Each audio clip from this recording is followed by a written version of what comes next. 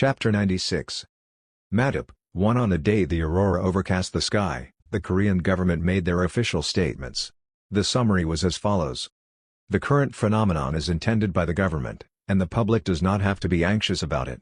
The government apologizes for not having disclosed it in advance, but it was a matter of national security, and they took the initiative of executing it before the announcement. Aurora of Stability is an item acquired by a guild that has close cooperative ties with the government, and the government was aware of the effect through analysis beforehand. The proposed idea of using all of the supply of the guild's item in South Korean territory was first offered by the guild to the government. The government inquired about the method of acquiring this item, but the guild refused to disclose it. The government didn't reveal the guild that first offered the proposal, but people already had a guild in mind. The internet went wild. Obviously, it's the celestial dragon, Lamau. What's the use of anonymity? I mean, why does everyone conclude that it was Seo Jin-wook from the Celestial Dragons? There's also Destructional Blade and Grand Kwa. Gatekeepers, too. Seo Jin-wook was the one that received the SS rank at the fastest rate, stopped the A-class break with only 3 people, and have scouted the SSS rank hunter who, even the British government, failed to lure. Don't you see the lines connecting here? The common element is that it's an achievement that no one has ever done before. Grand Kwa has recently gone to smithereens, and it's beyond the capabilities of other guilds for them to have done it. Yep, I agree. Seo Jin-wook's accomplishments had been so impressive that everyone seemed to be convinced that the event at that time was done by him. Of course, there were doubtful voices among them. But why are they keeping their identity anonymous? I don't understand. It's an achievement worthy of being praised by sweet words and filling the Celestial Dragon's office with medals. This is also a theory. But there is a story that Seo Jin-wook refused. While numerous deductions were happening like that, other countries' governments were contacting the South Korean government. A fierce espionage and information war was happening in the private sectors. Seo Jin-wook was being requested for meetings from many foreign guilds, but he refused all of them through excuses. But then, Guildmaster, this is a request for an interview with the British Madap Guild.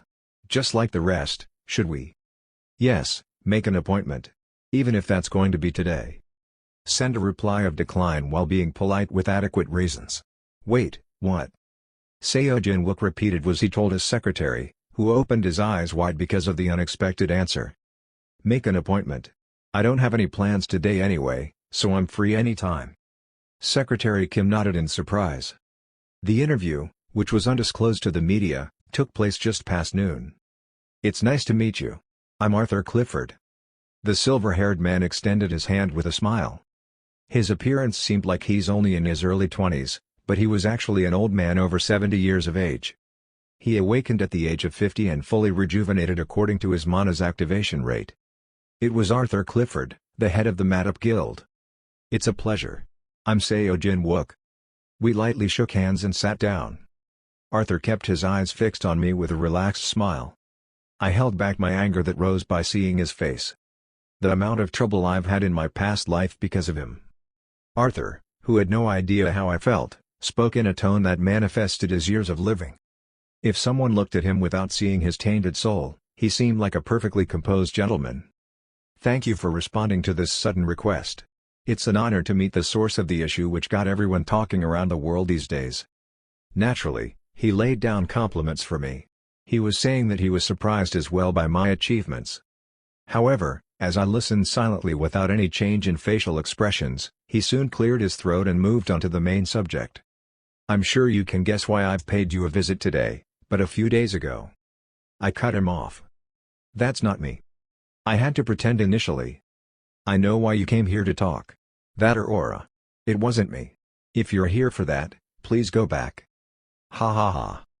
His lips drew a curve. Arthur didn't even pretend to listen to me. I know what you're worried about. You must be afraid of the drafts. In the onset that you reveal it, the guilds aiming for the item worldwide will boldly rush in. Isn't the current situation already like this, even only with a sloppy rumor? He continued his explanation by pretending to have a wholesome face. And no matter how good a hunter you are, isn't the Celestial Dragon Guild, boldly speaking, just a small local guild when looking at an international level? Wouldn't you look at that bastard? While placing my hands on my chin, I stared at him to provoke him to continue. Even if it's number one in Korea, from an outsider's perspective, there are a lot of factors that it lacks. Especially if you look at the members. There are only one SS-class hunter and two S-class hunters, right? On the other hand, we are a big guild with more than 20 hunters above the SS class. One SS class and two S-class, huh? Although it was a count considering Hibiki, who was recently promoted to S-class, the important part was missing. There's also one of SSS class. Oh, you mean Abrams? He's such a fickle friend. I've experienced it myself a few times. Both of them were active in the UK, so they must have encountered each other. Arthur continued as if to guarantee. Staying in Korea for a while right now would be under the influence of his fickleness. If he loses interest, he'll leave again. I didn't know. Would it be so? I silently listened to him with a faint smile. Like I wanted him to talk more. Then Arthur let out a quick glance that seemed to say, "Won't you look at this bastard?" and immediately wrapped it up.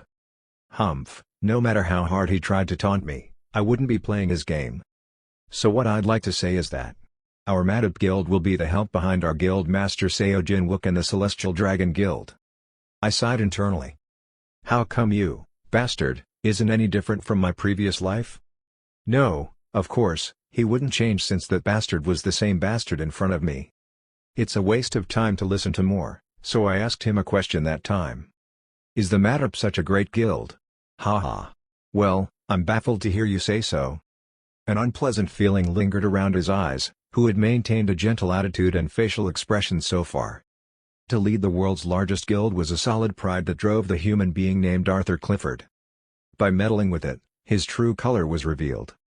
He is polite and civil on the outside, but taking a look inside, he is ignoring the Celestial Dragon. As you know, we have a virtually exclusive distribution of magic skill cards above S-class. There were no other noteworthy guilds in the UK besides the Madop. That was because Madop destroyed or absorbed everyone. In the process, they received full support from the British government, and that's their secret. As I pretend to act interested, I played as he wanted me to. I've heard of it. Shepherd 2 Dungeon. Thanks to the something that existed there, the Madop Guild obtained many magic skill cards of rare S-class or higher class every year.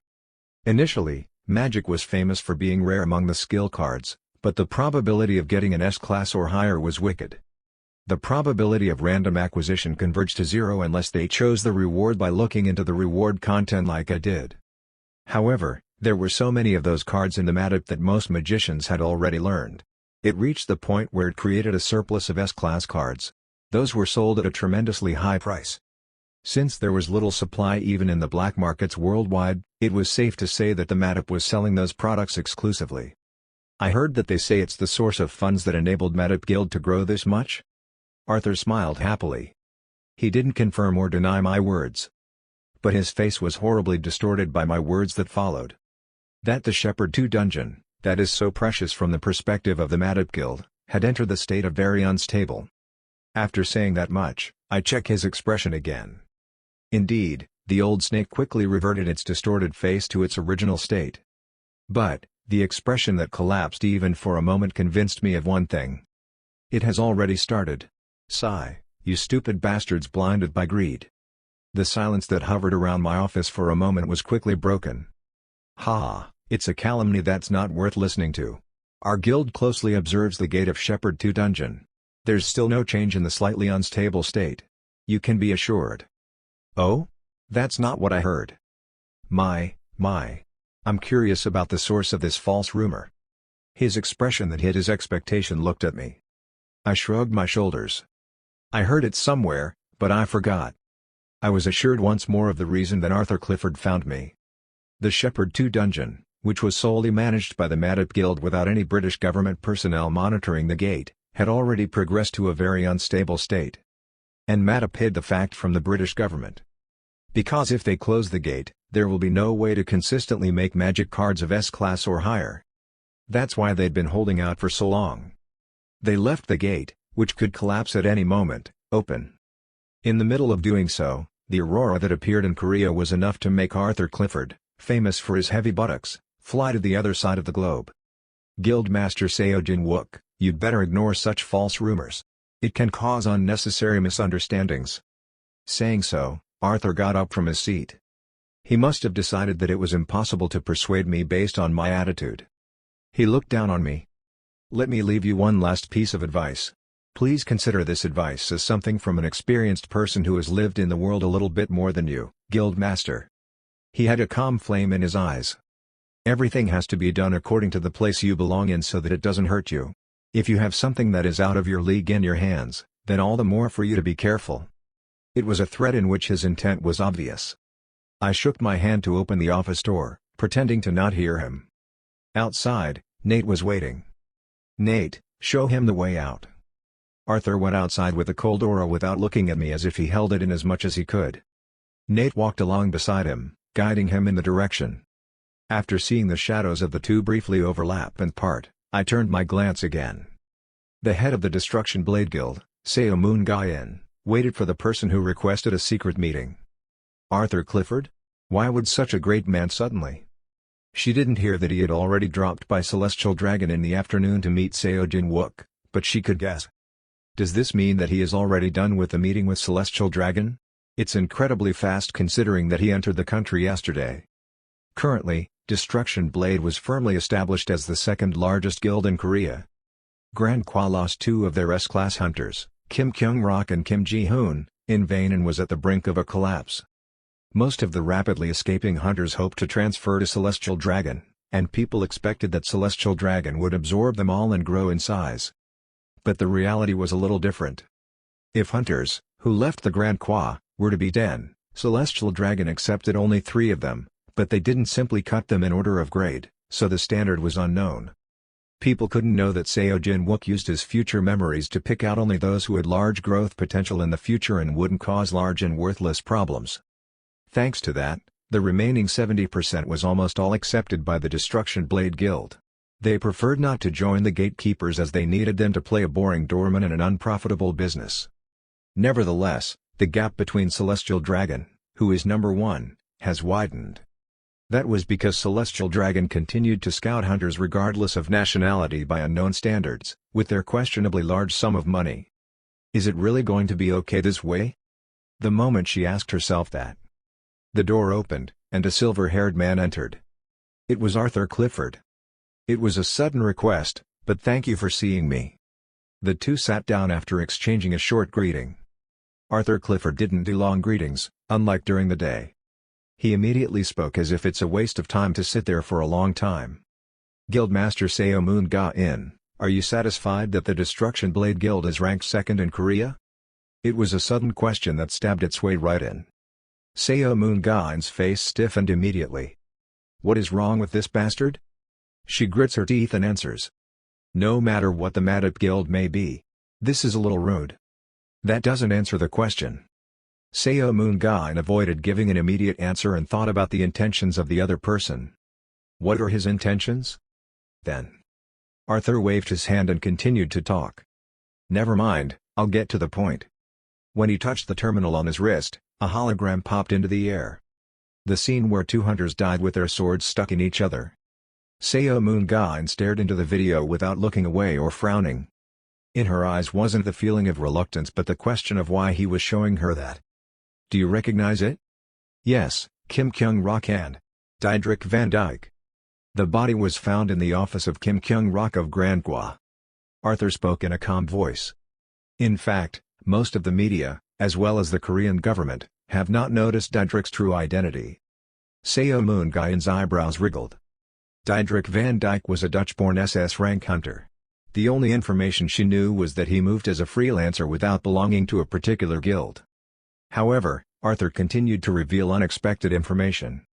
Diedrich van Dyke was a hitman who kills hunter for money. Arthur put up a few more screens in the air. They all depicted Diedrich's real identity that even intelligence agencies in various countries didn't know. The face of Seo Moon Ga-in, who was reading the materials one after another, stiffened. Then. "No way." Arthur nodded. "That's right. Diedrich van Dyke was forced to kill Kim Kyung-rok due to someone's request, but he died together because the opponent had an unexpected skill level. It's murder commissioned with money. There were no resentment or profit arguments between the dead. The 3 missing Grand Kwa must not have been involved in the incident and ran away but were slain by Diedrich's hands. But, who the hell? You already know the answer, don't you?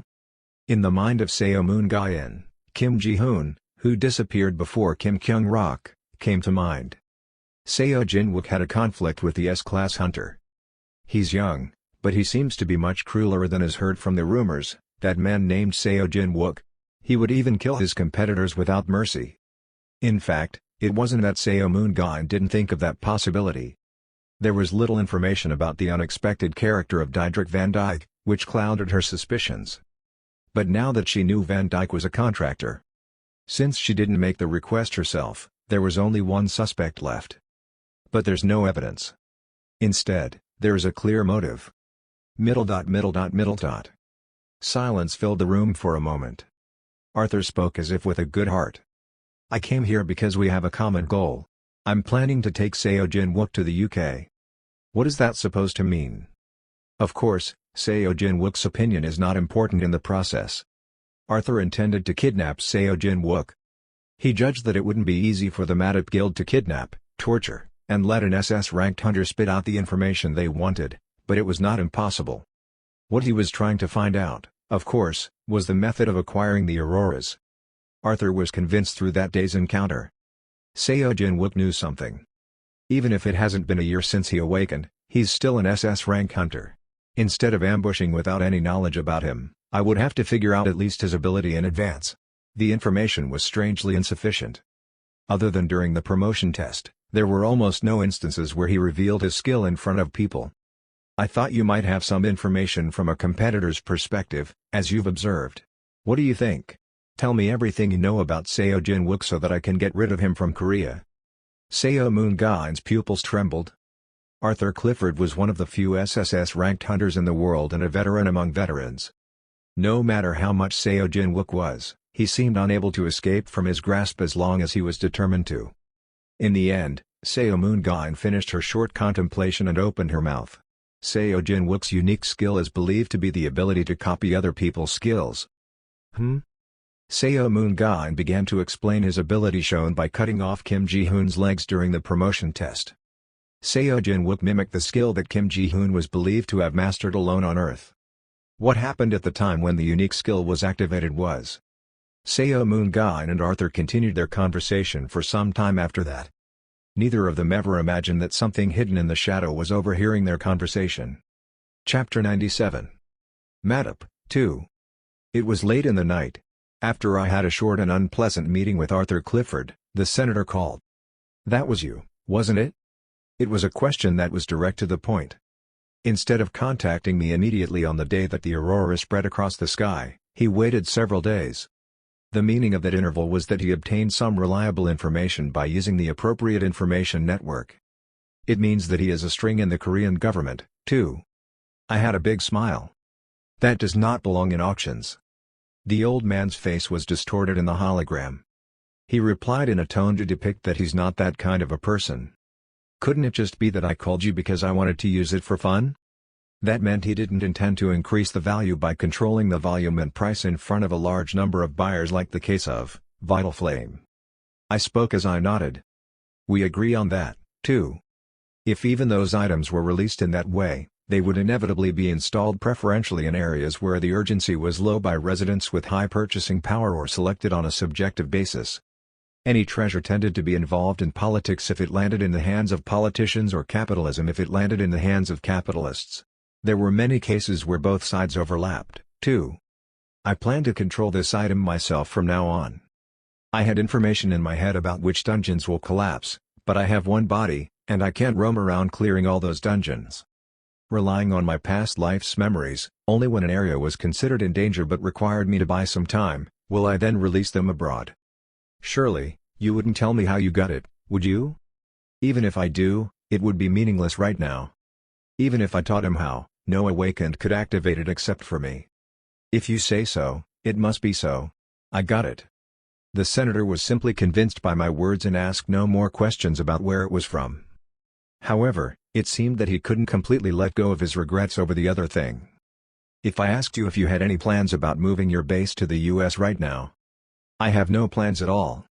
TSK. He clicked his tongue as if he was truly disappointed. You're not only going to install it on Korean grounds, are you? It's your home ground, after all. No, it was just a show-like concept when I let it cover up the whole territory. Yes, it had been quite an extravagant show. He spoke as if he were interested. It seemed to have caused quite a fuss within Korea. You're being treated like a hero, aren't you? It's impressive that the reactions are like this by the circulating rumors alone. He then added onto it. That time, he talked about external reactions. Of course, other countries' reaction only reached this point only because you didn't officially give a statement. I nodded. Currently, the Korean government was suffering from inquiries from all over the world. Celestial Dragon and I took a step back from being officially involved and entrusted the country with the aftermath.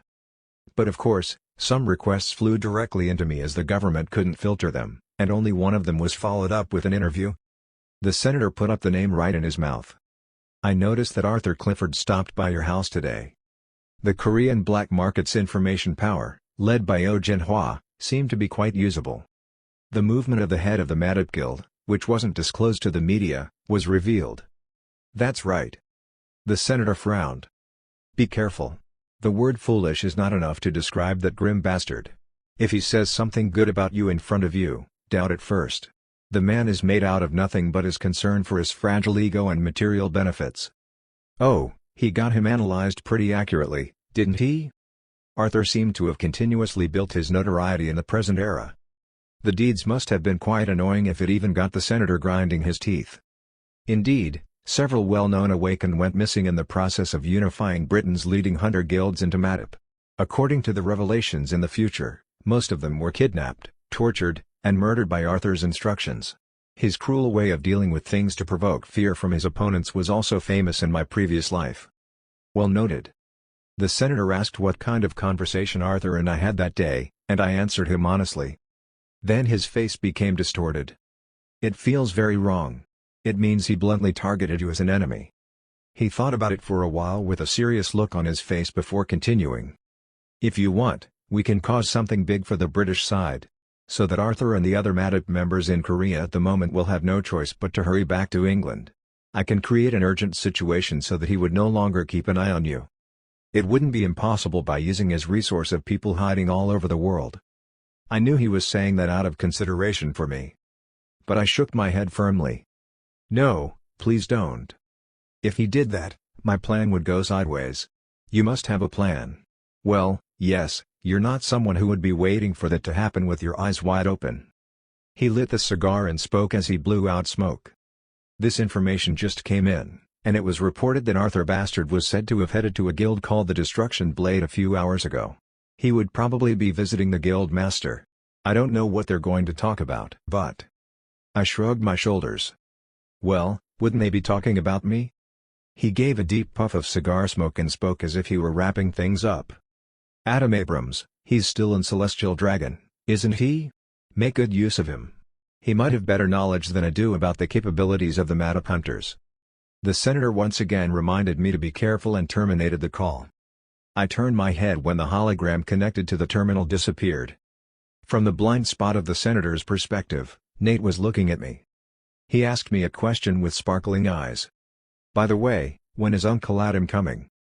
The last telecommunication from him after parting ways in Beijing was that it could take a few more days. I shrugged my shoulders. I don't know yet, but why are you looking for Adam? Nate mumbled, avoiding eye contact. He made a promise with me. He still seemed to have failed to give up his grand ambition to implant a giant mantis's rake in his arm. I spoke with strong determination. Hey, Adam hasn't explained the exact principles of the transplant technology yet. It might be dangerous, so you can't have the surgery as you please, okay? It's my instruction as a guild master. TSK. We then moved on to the main topic. Anyway, how's it going? It's already been an hour since Arthur and Seo Moon-gain parted ways. The information obtained by the senator was good in terms of accuracy, but it was less updated. I could assume that a spy from the black market couldn't report the situation in real time. On the other hand, I received real-time broadcasting of Arthur's meeting with Seo Moon-gain through Nate. Nate tracked him through the undead in his shadow even when the two parted ways after their meeting. He relayed the information he gained through his subordinate. That man named Arthur. He called a few more people from England besides his subordinates, who were already in Korea. All are above the SS class. Some of them can't come because of events like dungeon exploration, so I think there are about 10 people who can gather. About 10 people above SS rank, huh?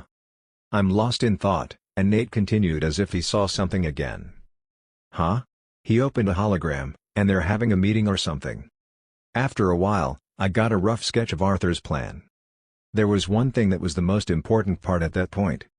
So, Arthur is planning to stay in Korea? Nate confirmed. Yes, he said he'd wait for his men to come here. All right. You've done a good job. After sending Nate back, I armed myself and held the Devil's Sword in my hand. One of the purposes of creating such a grand show was to keep Arthur Clifford in Korea.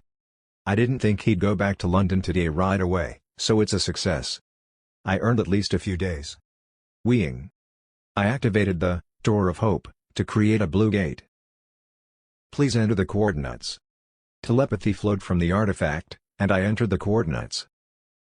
Coordinate verification complete. A mana core containing 12,000 mana is required to transfer one human species to the user's destination. I frowned. It was more expensive than transferring myself to the Batark dimension. But it's not something I can't handle. I inserted the mana core, causing waves to course along with a cluster of blue light. It's now ready to be used. As soon as I threw myself into the luminescence, the next telepathic message flowed in. Please specify the transport location within the dimension. The secret of the Madip Guild's regular manufacturing of S-class or higher magic skill cards was their exclusive Shepherd 2 dungeon.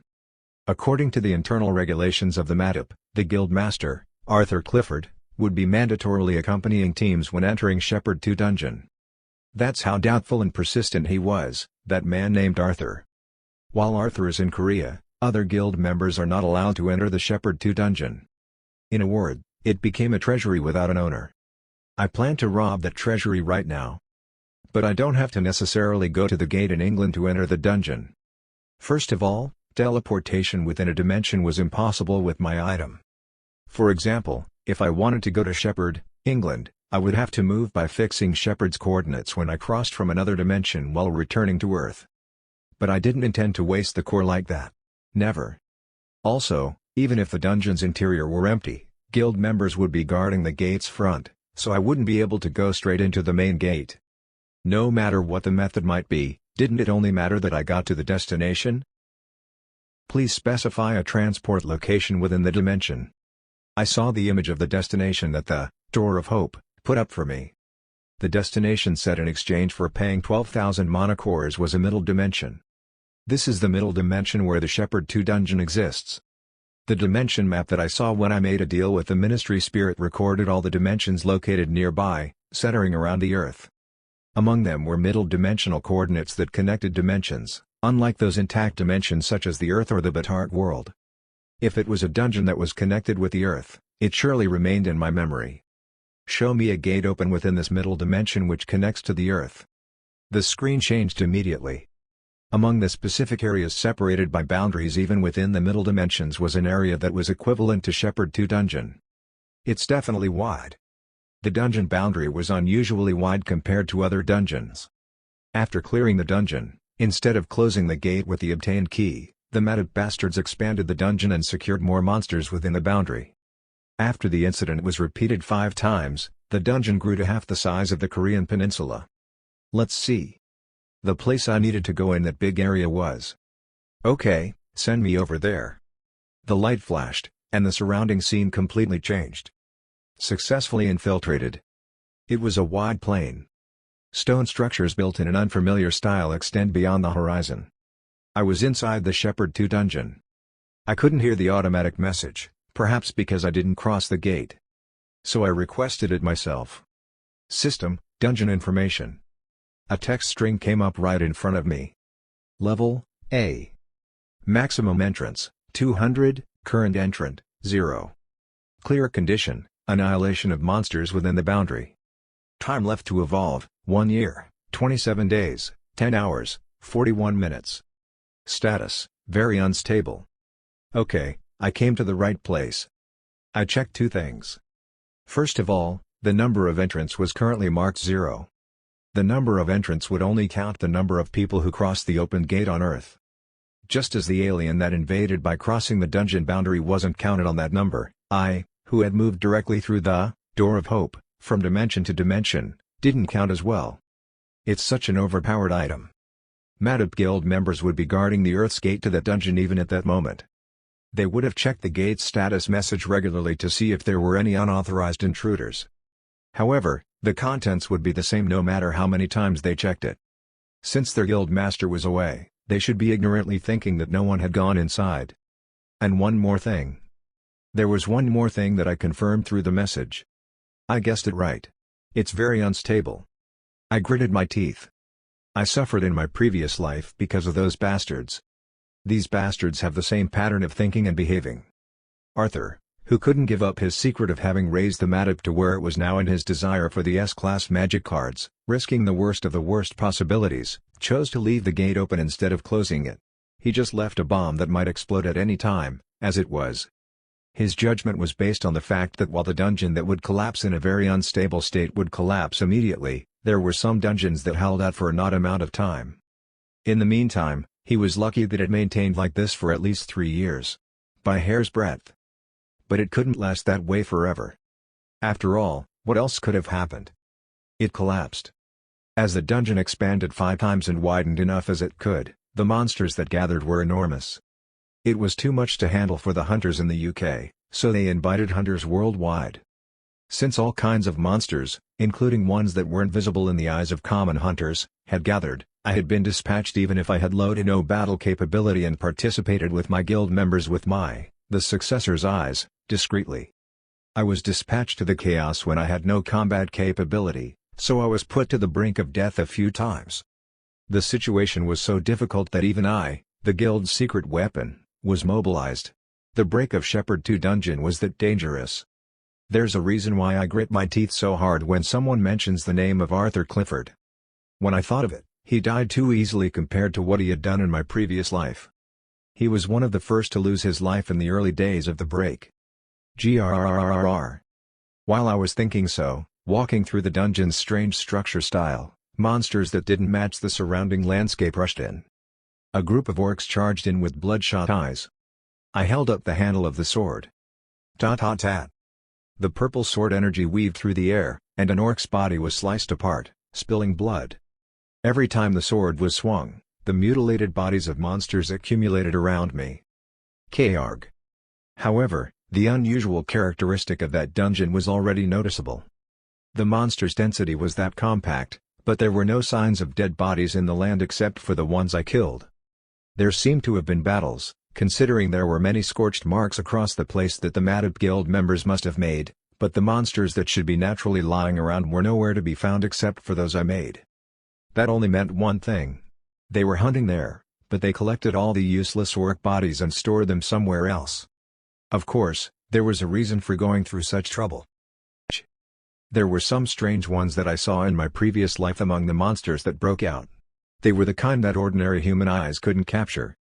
Instead of relying on physical vision, I looked at the monopattern fluttering in the air.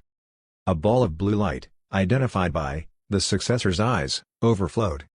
Shsh swish. Arrows of light pour into the air along with the driven sword. Squeak. A monster pouring out blood appeared in the empty space in the air. The flying lizard, with its wings pierced, screamed, and limped. The ability to naturally melt into the surrounding landscape and create camouflaged colors like a chameleon went into overdrive. The body covered with camouflage flashed like a broken traffic light, going back and forth between white, black, green, and the surrounding building's colors with inverted shades. Fuck. The lizard's head was decapitated, and its body fell to the ground at the might of the lightly wielded blade. The monsters were easy to catch, but they were difficult to hunt unless one had the magic skills or had special tracking type abilities. Turning my gaze from the dead body that fell on the stone floor, I gripped the sword handle tighter. How is it? Do you feel it? From my point of view, it was a monster that I didn't have to pull out my sword to hunt. However, there was a reason why I kept using the devil's sword. It was like a compass that would show me the way through the dungeon that I had never been into in the previous life. Are you ignoring me? I'm asking you if you feel it. After waiting for a moment, its mental wave, which was filled with displeasure, replied. Yeah. I feel it, the unpleasant energy. There was only one energy that the devil's sword, which had demonic properties, felt unpleasant against. Those were from great beings beyond the limitations of mortals. Immortals revered as gods, and many civilizations showed off their presence in the worlds that had completed the tutorial.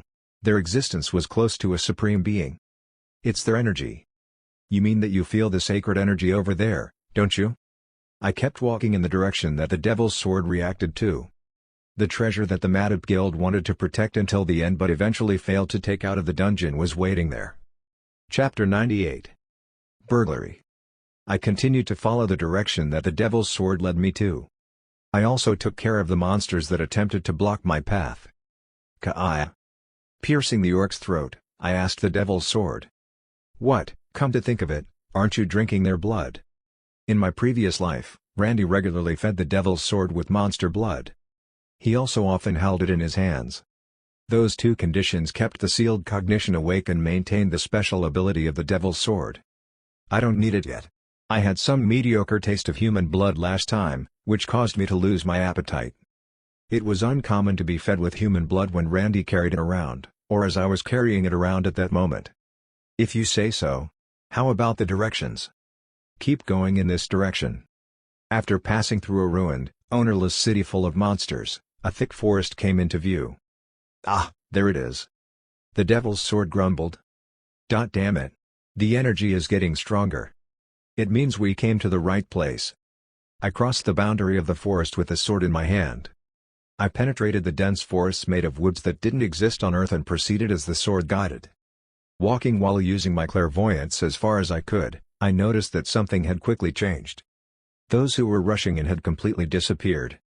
It was completely different from the trend of them rushing one by one every time I took a step. None showed themselves, and there was no living monster within the range of clairvoyance that was yet to be seen.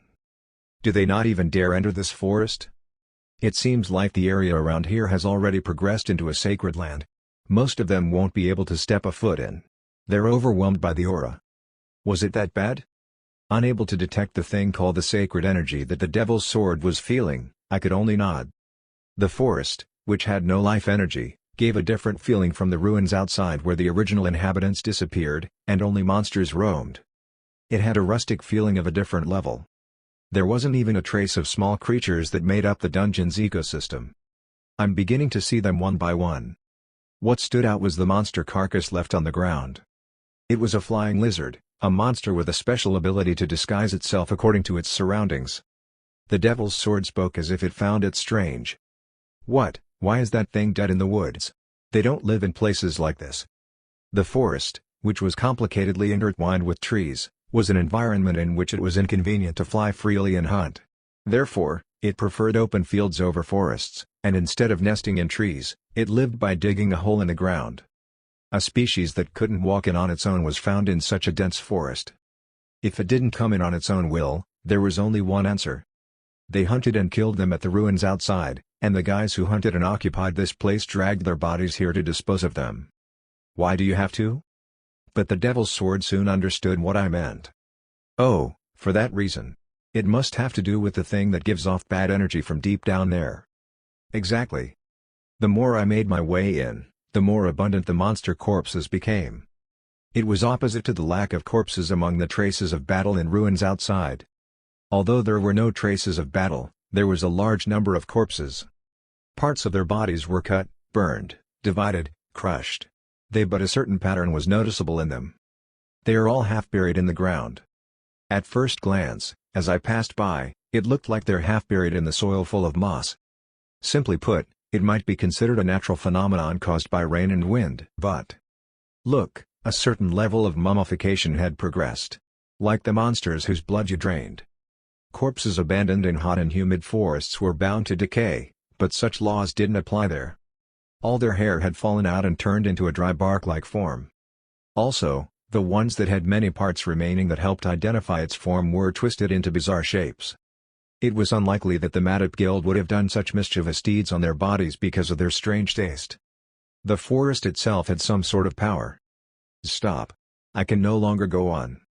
After walking for a while, the devil's sword fired an urgent mind wave. I nodded. Yeah, since we reached a place where we can already see it right in front of us. I stopped my steps for a moment and put the devil's sword in the air with my psychokinesis. It was so I could bring it back into my hand, if ever. After fixating it like that, I moved on alone with an ordinary sword in my hand. After a short moment, I finally stopped in front of it. This must be it. It was a small pond that appeared out of context in the middle of the forest. It didn't look naturally formed. Wherever my gaze landed, the silver-gray stone shone with a strange glow. Even when the sun could barely shine a ray through the trees' dense shadows, the stone still reflected and spread the specks of light brilliantly. The pond's depth was taller than my height, but the water that filled it was only a handful of shallow water collected. However, there was one thing that caught my attention more intensely than those incidental elements. That's hideous. Decorating the grand finale of the artificial traces was a statue located at the pond's 12 o'clock. The overall shape was like a giant furry spider, but only 7 legs extend symmetrically from side to side. At the end of its long neck, 6 tentacles bloomed like starfish, all of which seemed to serve as its head instead of actual eyes, nose, and mouth. I recalled its name in my head. Yggdra's show. A great being called in various names according to dimensions. There were several names that they called it. A reciter of forgotten spells. The first wizard. The forefather of all traitors. On the other hand, according to how the devil's sword described great beings, it should be the following. The one that governs magic. The statue of a cow that the Batark high priest considered a treasure was just a fake without even a handful of sacred power. However, what was in front of me was a true godly being. The divine spirit at the apex of all magic. Its 7 legs were said to refer to the 7 properties of magic. On the right frontal side, where the 8th leg would have been, were only blunt marks as if it had been torn off. If there were a leg on that space, there would be 8 that symmetrically existed in left and right. It must not be purposely ripped off since there were only 7 magical properties, but it was strangely shaped. I should get going. I shook off my thoughts and took the card out of my arms. Judging from the devil's sword's reaction, it was almost certain, but it needed verification. Fire Mastery, rank, S. It was an S-rank card that I received as a reward from a dungeon. As soon as I approached the pond and stepped on the edge stone, I confirmed that no system message came up. It was different from the instances when it gave explanations whenever I came into contact with an item. Showing this kind of reaction must definitely mean. I threw the card into the pond without hesitation. The card submerged into the shallow water collected on the bottom. As I did so, boosh! The transparent water quickly turned black like ink. But only for a moment. All the black energy was sucked into the card. After a while, as I first saw it, the water regained its transparency. A locked card was in it. When I clapped my finger, I pulled the card out with psychokinesis, then checked the card in my hand. Fire Mastery, rank, SS. The skill card that was an S rank had been upgraded to SS rank. SS class magic cards were rare items that even the Madip had only a few on hand. Without a doubt. I smiled satisfactorily. As I turned my eyes, I noticed that the surface of the pond had faintly decreased. In the future, when human knowledge was accumulated, that liquid would be called the holy water. This is the secret behind the Madip Guild's production of S-class or higher magic skill cards. The pond responded only to magic-related skill cards. It was more profitable since if they placed an S-class, it would be upgraded to an SS class like what happened to mine. Still, without the successor's eyes, the probability of receiving an S-class magic card as a reward was close to 0. Therefore, what they mostly upgraded were A-class cards. Of course, if the already upgraded card were placed back into it, the miracle wouldn't repeat itself. Also, that pond didn't bring about the miracle without any reward. Every time a card was upgraded, the water level decreased. An equal sacrifice was required to refill its contents back up. The more dead monsters one brings near the pond, the more the water level rises. And it had to be fresh, less than a day dead. Yggdra's show was a god with an extremely intricate taste bud. Looking at the shallowness of the water, they were about to start another mass hunt again. It's a good thing that I made Arthur leave for Korea at this point in time. The reason why I came all the way to their dungeon was to, of course, thieve the whole pond. Then, the next question was, how was I supposed to move it from there? Those Madip bastards aren't stupid either. I'm sure they have tried everything. They might have hesitated at first because its effects could be altered as soon as they touched it, but ever since that, it had turned to very unstable. It could no longer be left alone, even from the perspective of Arthur Clifford.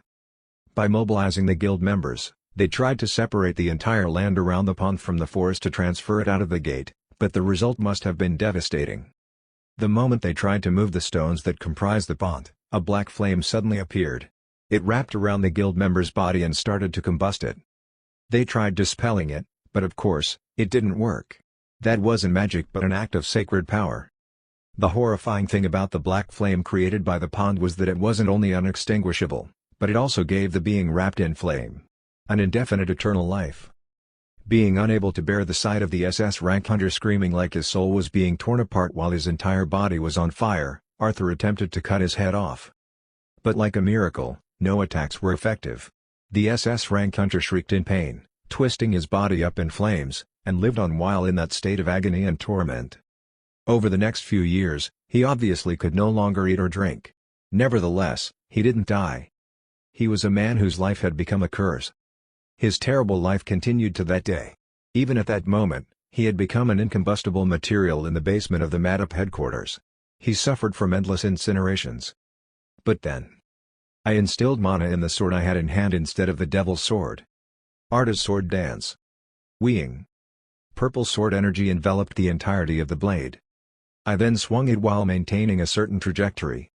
After a while, the trajectory of my sword energy in a circular shape wrapped around the statue and pond of Igris show like a cage. That was due to the skill's characteristic, which prevented it from disappearing even after scattering the sword energy. After creating a form surrounding it, I lifted the sword. Swish. I then stabbed it down in that manner. And as if in line with that move. Pat. Paper-pat.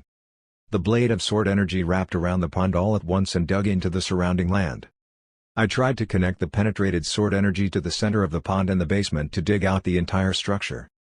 But the moment I tried to do so, boosh! The pond reacted immediately. The black flame began to envelop the entirety of my body. I didn't panic amid the fiery black torrents and suffocating heat that blocked my view. I was already prepared. Since it's not magic, of course, dispel wouldn't work.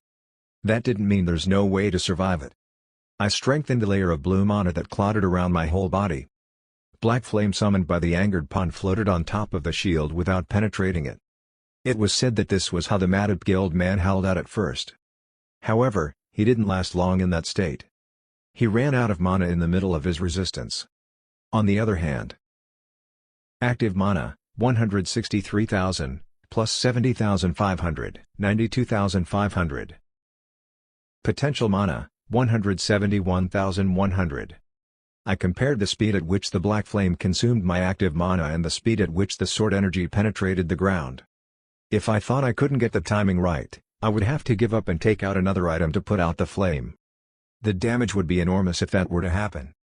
But alright, it's possible. There was no hesitation in the judgment I made. Regardless of the flames burning on the shield, I continued to stab stacks upon stacks of sword energies deep into the ground. That was when it started to react. Rumble. Suddenly, the earth vibrated intensely, and the ground fluttered like waves. At the center of the shaking was the pond composed of stones. After a little while, screech. An eerie scream rang throughout the forest. I instinctively felt the nerves all over my body rising. It's finally showing its true colors. The floor of the moss-filled forest fluttered. Crush. Rumble.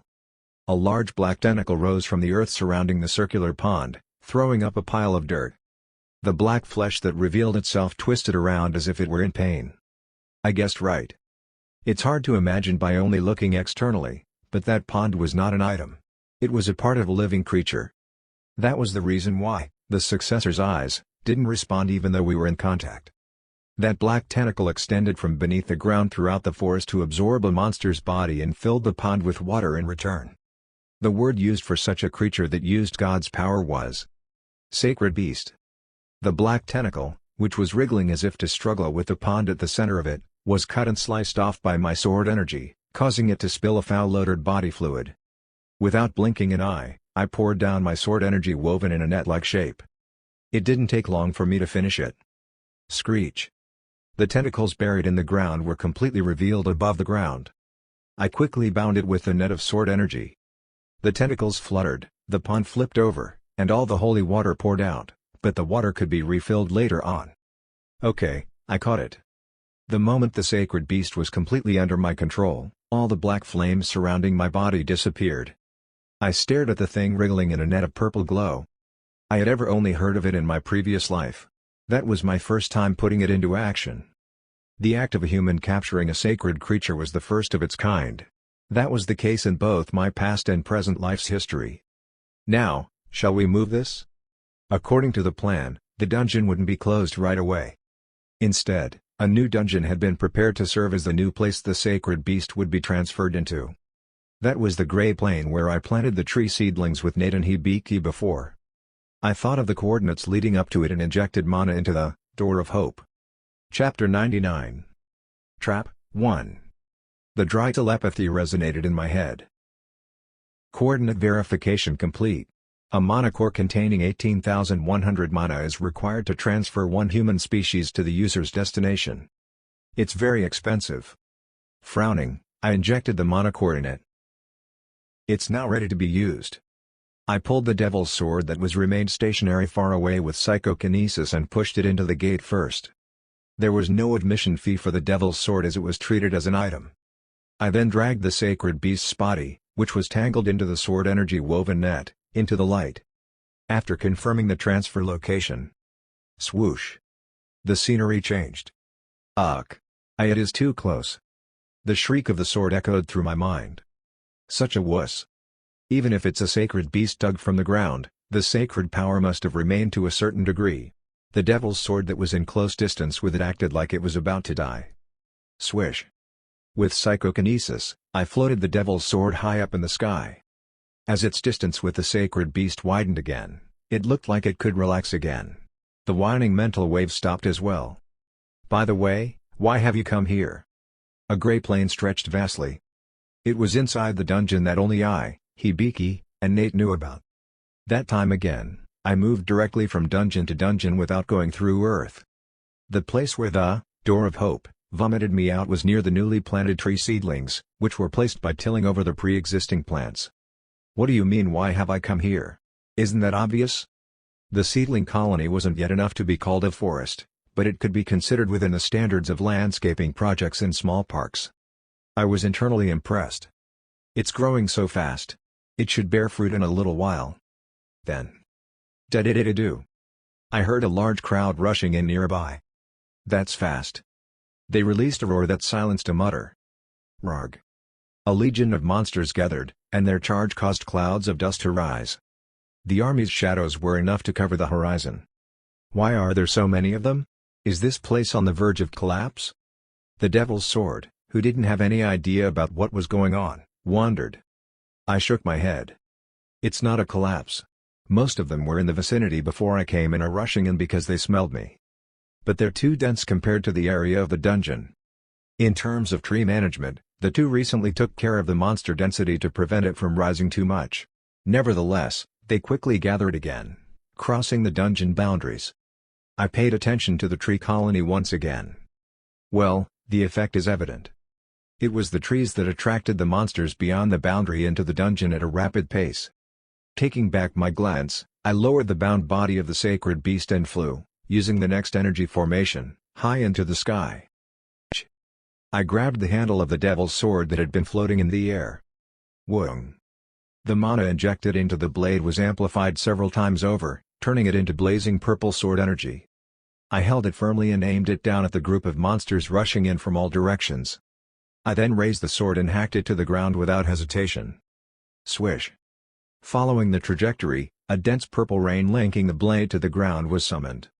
The brilliant heavy storm bombarded the ground. Boo boo boo boom. With a blast, the earth was crushed like a sheet of paper. Heavy shock waves and intense energy storms tore the legion of monsters swiftly as they ran below the artillery barrage. The monsters' shrieks and screams that had been ringing so loud it almost tore my ears off were quickly silenced by the catastrophe I caused. However, even as that took place, the rain of sword energy avoided one area above the ground. The land with the sacred beast and trees was missed as if invisible lines blocked it. After a little while, on the ground, brutally torn apart monster corpses extended for miles like a red carpet. It was complete annihilation. I'm going to go crazy. The Devil's Sword, who was looking at the scene, lamented. Why are you the one that's going to go crazy when I'm the one hunting? I clearly understood what it meant, but I pretended to be unaware. The Devil's Sword replied as if he was shocked by the cruel sight before us. You've become more like a monster than a hunter. It hoped for me to die soon so that it could skip to the next owner, but it wailed since it seemed like that possibility was far-fetched. It kept going. Well, you've been consuming so many damn cores. The Devil's Sword delivered bitter telepathy as it watched almost all the hunting by my side.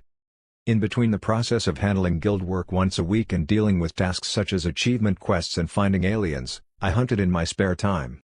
At that moment, the cores were used for items such as the Door of Hope and mana absorption. I had no choice but to collect it diligently. As I pointed my fingers below us, the mana core that the Monster Legion had in them came up to me. Like a group of fireflies flying in unison, sparkling blue crystals flocked in from all directions. Mana drain. I instantly absorbed the cores flowing in like the Milky Way. Just like a stream of water was sprinkled on the crusty dried ground, the mana stored in the core spread into my body instantly. Now, then. I came down to the ground again, positioning myself a little further from the sacred beast to avoid the overreaction of the Devil's Sword. After setting my foot on the ground, I swung my sword once more. Boom! I dug through the ground, and a large hole that a couple of trolls could be buried in was created. I then lifted the sacred beast, tied with a purple net, into the air. It looks bizarre no matter how many times I look at it. Black tentacles stretched 360 degrees in all directions wriggled to make a fuss, but it couldn't escape from the net. The tentacles that clumped up by being tied together looked like tree roots. Screech. The base of the tentacles connected the center of its body to the stone pond that was above ground and the idol of Yggdrasil. After moving the sacred beast's position a little, the tentacle part below was inserted into the hole. It feels like repotting a plant. Burying only the tentacles in the soil, I left only the pond and the statue above the ground. As I filled the gap of the hole, I immediately felt a slight vibration under my feet. The environment suddenly changed, but the sacred beast didn't attempt to run away. It's originally not the type to move from place to place, but rather the type to wait for food while burrowed. And the changed environment was. There's plenty of food everywhere. I could feel it stretching out a thick tentacle underground. The food there had been torn apart mercilessly, so it's a mess, but it wouldn't affect its absorption of nutrients. The most important part was that there was a lot. Look. Indeed, the monster corpses, which dyed the grey land with thick bodily fluids, were gradually buried underground. The Devil's Sword exclaimed. So, this is what we were aiming for. I nodded. The feeding environment would be better here than the forest. I took a look at the bottom of the pond, where the waterless exposed floor was. As if to prove my words, moisture was already collecting in it. The holy water will fill in soon. The Devil's Sword raised a counter-argument. However, since you buried the sacred beast in the ground, the sanctification began around this area. I can feel it right now, and the monsters will notice it. They won't be approaching here from now on. The monsters didn't touch the forest where the sacred beast was buried in Shepherd 2 dungeon. The hunters had to kill the beasts themselves and drag them into the woods. But I had taken that into consideration. I don't think you need to worry about that. With the sword in my hand, I flew up into the sky once more. The place where my gaze reached was near the boundary of the dungeon. The Devil's Sword could see where I was staring. No way? He was naturally surprised.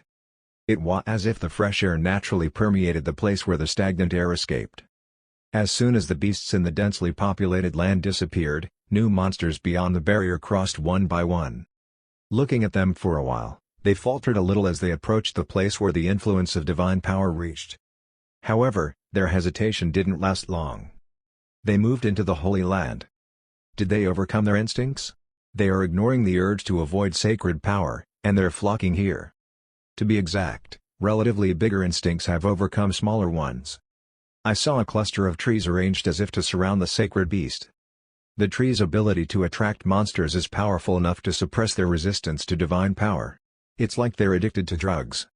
What the hell must that be? You'll notice when it bears fruit. I finally finished setting the basics.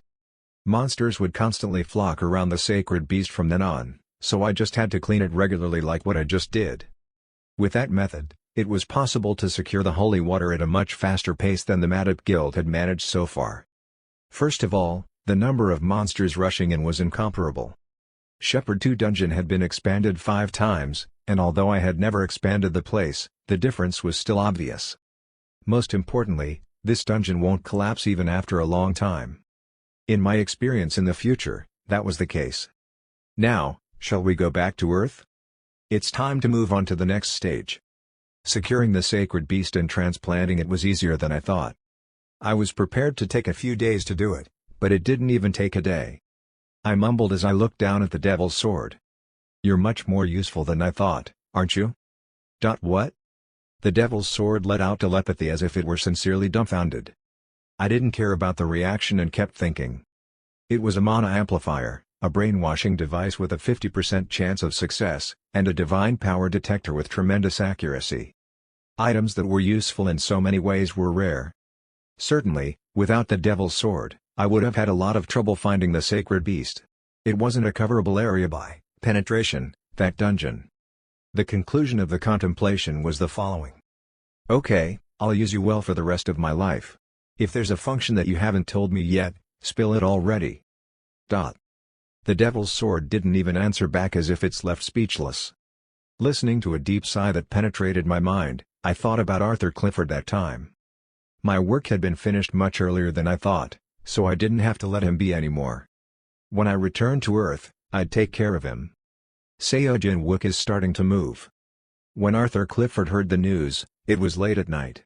Seojin Wook, who had completed the burglary, returned to Earth just a few days later. He could have never imagined that Seojin Wook robbed the treasure of Shepherd 2 Dungeon. Since Seojin Wook disappeared with only the sacred beast instead of clearing the dungeon, the system message that came up when coming into contact with the gate remained unchanged.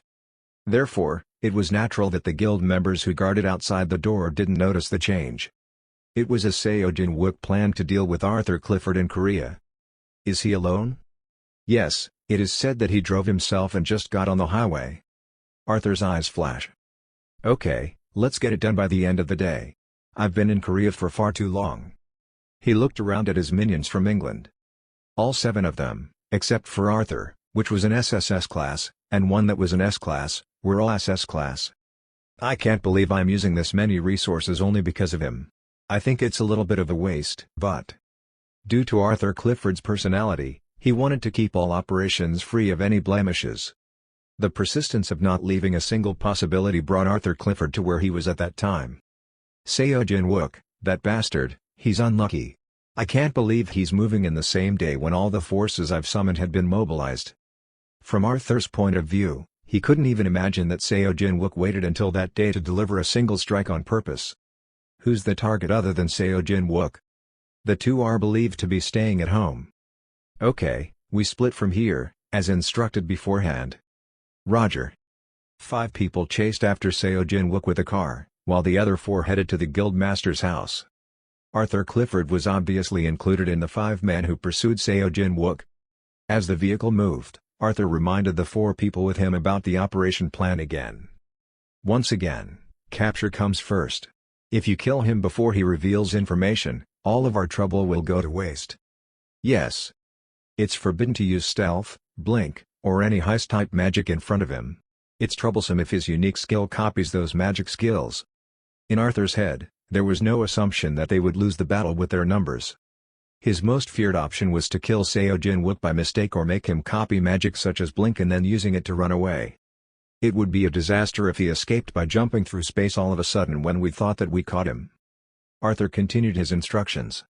Most were based on the information provided by Seo Moon Ga-in. At the time of his promotion, his active mana was just over 30,000. However, there is a rumor that his potential mana is unprecedentedly high. Assuming that it has been activated steadily after the screening, his current mana is estimated to be around 35,000. The guild member asked back when he heard that. Isn't that overrated? Him being able to activate 5,000 again in a matter of months? If he's not at that state, it would have been impossible for the 3 of them to stop an A-class break. The guild member replied with a smile. No way, that's because of the dragon perk. Many hunters witnessed a black dragon in the place where the A-class break was stopped. Unlike orcs and humans, the dragon's solid body was extremely slow to decay, so people couldn't tell whether it was an undead dragon or a living dragon. What's certain was that one of the three had the ability to control the dragon. Even if there was a dragon, it doesn't change the fact that the break was stopped with only 3 people. Considering that the dragon's performance is more than 90%, it's still true. Both the basic assumptions and hypotheses were slightly off the mark. The reason for sending 4 SS-class members to his house was in consideration of the chance that it might not be Seo Jin-wook who controlled the dragon. It could be the ability of the target left over there.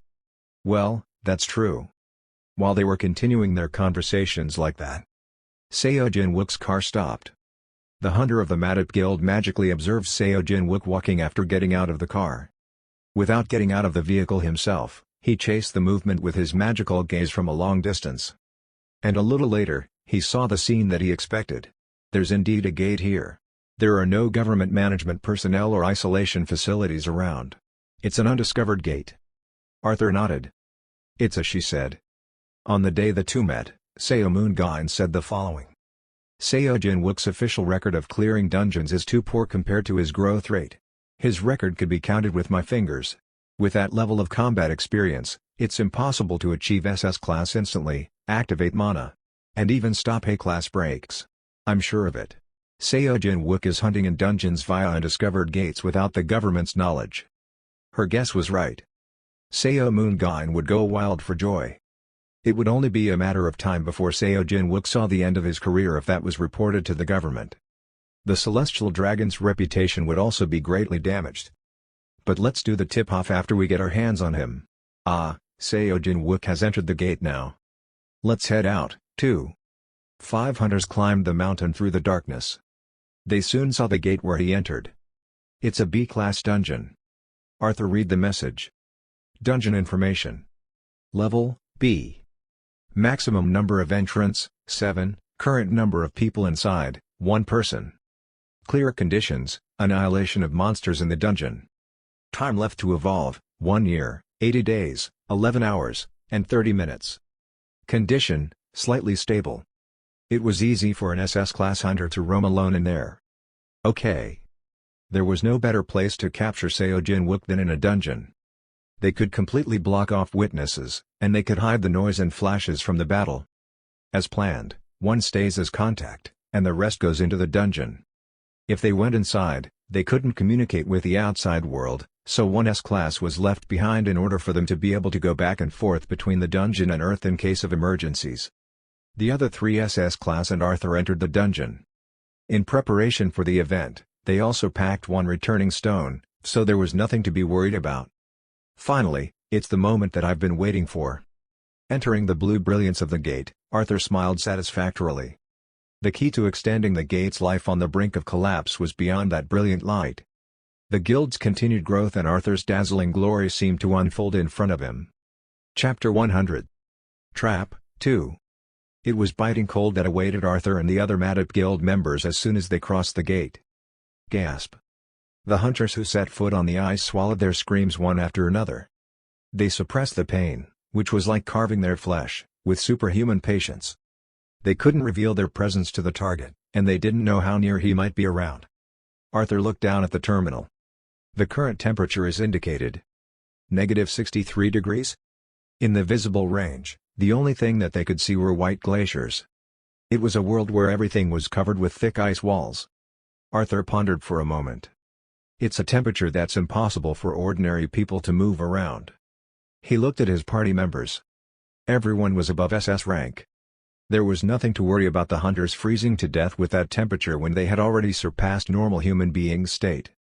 But it wasn't like they didn't feel the cold, so Arthur immediately cast his magic. Wide-range cold resistance, rank, SS.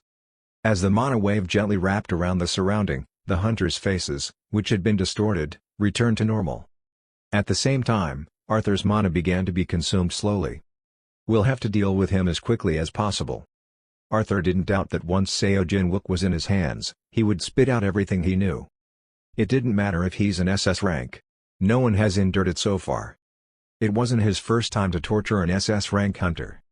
He was confident that no one could stand the harsh methods he had mastered over the past 2 decades, and that he was sure that he knew better than anyone else in the world how to provide maximum pain to an awakened. A naive boy who's still so young has been acting cheeky in front of me. I'll make you beg for me to kill you while you're squeezing out your tears and mucus. When he glanced at the wizard, he nodded his head and cast out a spell again. Thrill Seeker. Upon initiation, the wizard's eyes turned transparent, and a blue light lingered.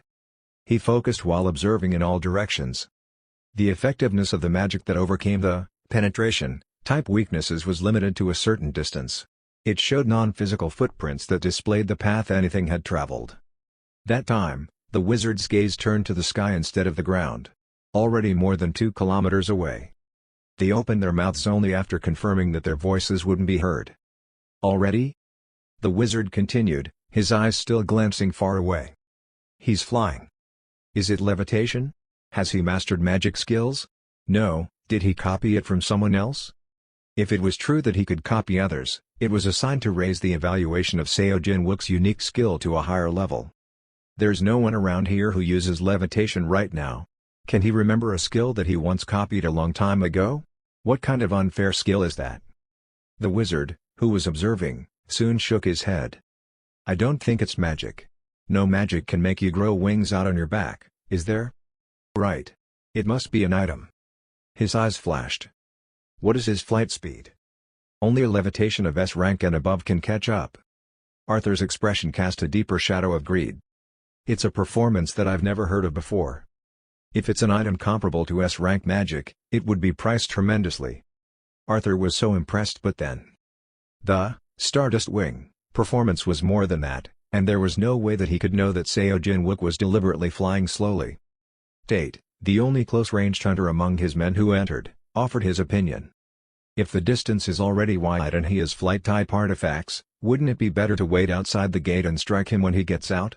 He'd be caught off guard if we did that. The place they were in wasn't a favorable battlefield for the close-range hunter who couldn't use levitation or master cold resistance. However, Arthur flatly rejected Tate's proposal. He is the hunter that the Korean government values the most. If he suddenly disappears, it's a given that they will put all their efforts into searching for him, even if the illegal invasion of dungeon charges is considered. If there are any traces left of us being involved, it will become troublesome. It's best to deal with it in the dungeon. He decided to track him before he got away any further. We are chasing him right away. Tate needs to be taken care of by someone. 3 wizards and a swordsman flew through the cold air. Whoosh. As the flight began, their body temperature decreased faster, and every time it did so, the cold resistance spell sucked up Arthur's mana even more. Gulp. He took a sip of a mana potion and watched the front. As he did that, I have a vision on him. Indeed, ahead of them was Seo Jin-wook, who penetrated the cloudless sky in a straight line. A pair of wings made of powders of light could be observed over a huge backpack covering half of his body. What's that backpack? It's too big to be a typical combat backpack. Oh. He's lowering his altitude. Seo Jin-wook began to lower himself toward the ice-covered land. Do you want us to take him down? As soon as he lands and stops moving, let's immediately cast a restraining spell. Yes, sir. While the awakened of the Madap was staring at his diagonally falling trajectory. What is that? Exclamation mark. Beyond the white horizon, a structure appeared, which stood out profusely. It was a giant building made of transparent ice. Doesn't it look like an altar? It was similar to what usually appeared in prophecy-type dungeons. The difference was that it seemed to be carved from a giant chunk of ice. If something like that appears in the dungeon, it's usually. It meant that it was a point where people could receive expensive items and acquirement. Arthur reserved his plan to attack immediately. Wait. Let's observe what he does in there first. Just by considering the Aurora of Stability, and the flying item on his back that was unknown to the world, it was clear that Seo Jin-wook had some kind of secret to discovering several items that others didn't even know existed. Could it be that that altar might be involved? Don't you think he will spill everything if we just catch him and torture him to say everything he knows? If we don't specify the question and start with torture, it's less efficient. If we want to be able to tell if he's still lying or hiding, it's better to start after securing as much data as possible from the perspective of the one that will torture him. Ah. Of course. They observed him quietly, using stealth-type magic. In an invisible gaze, Seo Jin-wook walked to the center of the altar. In there was something that nobody expected. Flame? Instead of an altar roof, transparent ice covered the structure, which seemed to reflect sunlight and concentrate on a point like a magnifying glass. There was a torch made out of ice where the solar heat gathered, and a light green fire was fluttering on top of it. The fiery green flames that burned in such a cold and windy environment couldn't be normal. It's definitely an item. Furthermore, it was burning on top of the ice. The mysterious altar scene overlapped to create an unusual atmosphere. Oh, that. I see. Arthur finally recognized its identity as a memory flashed in his head like lightning. The reason why the Hunter Society had been so famous those days. He shouted its name quietly. It's the Vital Flame. From the moment the senator provided supplies to more than 1,000 customers, hidden secrets between the rich could no longer be maintained. The rumor about the item that was useless to high level awakened, but many wealthy people were frantically looking for it had spread to the hunters. Those that sensed the enormous value of it searched in the dungeons around the world. The Washington market shut its mouth about the source, and if they pressured them by force, they would be making the black markets around the world into enemies. That was why there was only one way, which was to pry around dungeons. Despite the endless search of hunters worldwide, the source couldn't be found. The treasure worth the highest bid price remained out of their hands. Wait, that's where it comes from? I could have never imagined. A delighted look spread among the hunters. Yeah. It's common sense for items like that to be mined in fields covered with flames and magma. This is way out of the box. When Seo Jin-wook took out a branch from his backpack, green light spread from the ice altar. After putting it in a special container, Seo Jin-wook spread the wings of light. What do we do? Should we ambush him now? Wait a minute. Arthur's gaze deepened. He doesn't seem like he would return right away. His prediction was right. Seo Jin-wook, who flew up, turned around and started moving farther away instead of returning to the gate. What if there were a few more altars like that? The size of the flame they just saw was ridiculously small compared to the amount released in the market. Recognizing his intentions, his men nodded. Okay. You're saying we should keep tracking him, right? Yes, we will keep an eye on him. Arthur started flying again as he quietly smiled at Seo Jin-wook's back. He's a treasure trove beyond my imagination. The smile around his mouth deepened. Go on. Go ahead and dig up all you've got right in front of me. While traveling in that manner, the temperature was getting lower and lower. Afterward, Seo Jin-wook got another item that looked like the vital flame, and the process was the same. After collecting, he soared into the sky, and again, instead of heading toward the gate, he changed his direction a little and moved away. But at that time, the travel time was longer than before. Unlike when it was only a few minutes, 20 minutes had already passed. Well, Guildmaster. A subordinate carefully spoke up. I think you should make a decision now. The problem was that the temperature had begun to drop rapidly after reaching a certain point. The terminal was already showing -100 degrees. The cold air has begun to break through the resistance spell. The chill made even the SS-class hunters curl up and slow their movement. Arthur grumbled. We can't hold on any longer.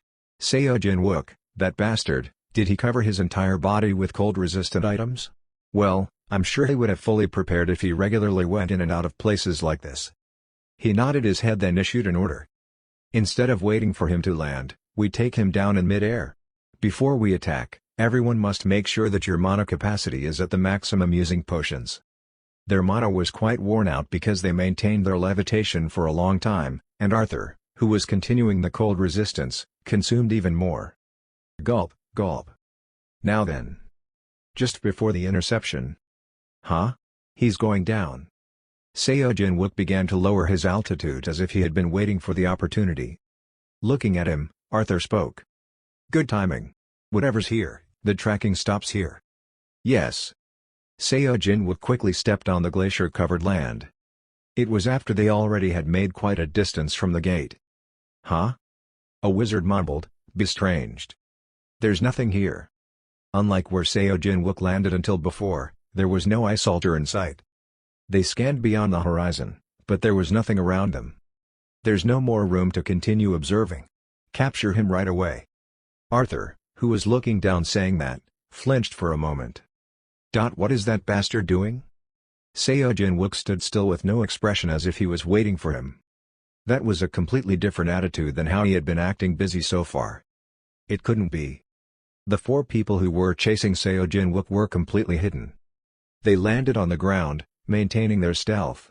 3 people, excluding the close-range typed, also prepared the spell in unison. The moment when the rune stone shone. Pot. Their mana boiled up, and the stealth that they were maintaining was broken. As they did so, Seo Jin-wook's glance moved and stopped at them slowly. The hunters sensed discomfort when they saw his expression. There was no sense of danger, bafflement, agitation, or horror in his face. Woong.